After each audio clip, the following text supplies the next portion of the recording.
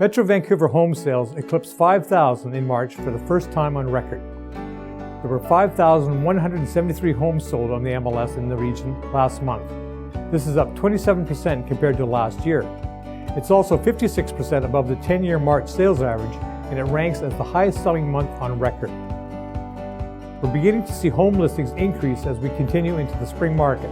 However, additional supply is still needed to meet today's demand. There are 7,358 homes currently for sale on the MLS in Metro Vancouver.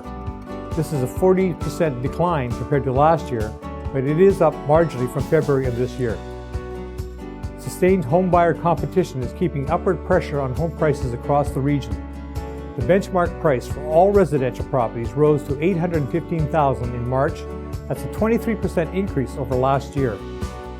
At 25%, detached homes have seen the largest increase over this period, while condos and townhomes have increased about 19 and 20% respectively.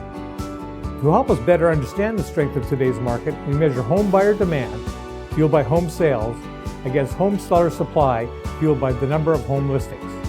This measurement today gives us a sales to active listing ratio of 70%. This is reflective of a seller's market.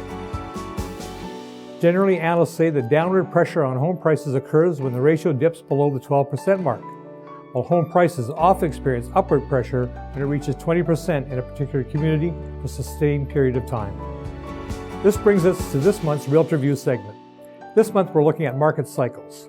It's important to know that markets always change. We're in a well-documented upcycle at the moment, and the question everyone wants answered is, how long will it last?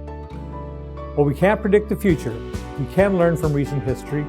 As you can see, we've had 7 distinct market cycles over the last decade.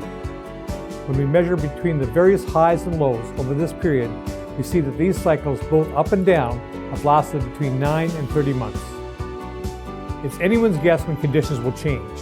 What we know for certain is that conditions always inevitably change course.